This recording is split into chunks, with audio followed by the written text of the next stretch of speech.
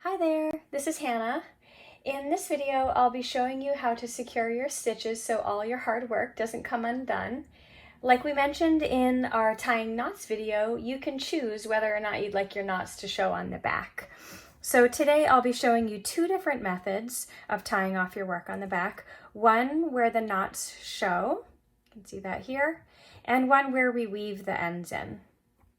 So the simplest method of securing your stitches is to have your knots lie up against the back of the fabric. When you begin stitching, you'll have your needle threaded and a knot tied at the end, and check out our tying knots video if you need some support with that. You're going to come up from the back of your work. You can use the needle to trace a little ghost of an outline of where you are and come up.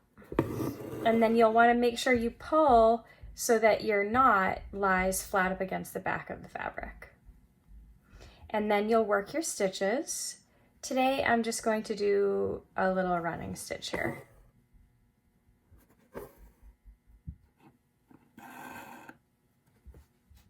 Okay, so when you have reached the end of your stitches, you're going to flip your work back over and then find a nearby stitch. If your stitch is far away, it's a good idea to first anchor yourself a bit. So you can go under the closest stitch and then pull that so it's a little bit tight. And you're going to go under that stitch and then you have a loop. Before the loop closes, you want to go through the loop twice in the same direction. It doesn't matter which direction you go, but make sure you're going in the same direction each time. 1, 2, and then you'll pull, and you'll pull directly up and slowly. You want to pull perpendicular to the fabric. And there you go. And then you can cut it off about 1/4 of an inch away from the knot. And now I'll show you an away waist knot, which is a way of securing your stitches so that there aren't any knots on the back of the work. So you're going to start off with your needle threaded and a knot tied at the end. And now instead of coming up from the back, we're going to go up in the front. And you're going to go in about 4 inches away from where you're going to start stitching. So I'm going to go in over here and pull so that my knot is lying up against the front. And then I'm going to continue working on the back as if, just as if I'm regularly stitching. So then come up and then just work your stitches. So I'll just do another row of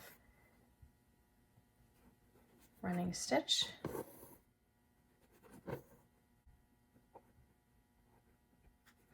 And then when you get to the end of your line of stitches, you'll go back in, flip your work over, and now instead of tying a knot, we're going to weave the working thread through the back. So you just start going through like this. You can go about 1 inch or 1.5 inches. Depends on how close your stitches are. If your stitches are farther away, you might want to weave a little bit longer. And then trim that off. And now flip your work back over so you're looking at the front, and then you have the knot here. So what you're going to do is cut that knot off, and that leaves you with a longer thread on the back, which you can then weave in under some more stitches. Now to weave it in, you can thread it over your needle and use your needle to guide it through, like we did with this one. You can use, if you have a tiny crochet hook, you can use that. Or you can use a threader. And so you'd stick the threader underneath the stitch, put the thread through the wire, and then pull it through. So there are a few different ways to weave it in. And like we always say, just try everything out and see what works best for you. If you're doing embroidery where the back will show, weaving your ends in is a great choice. If you're going to embroider on clothing, we recommend both tying a knot and weaving the ends in. If you decide to do that, when you first start, you'll want to make sure you have a longer tail after your knot so that you can weave that in. And there you go, different ways of tying off. Happy stitching!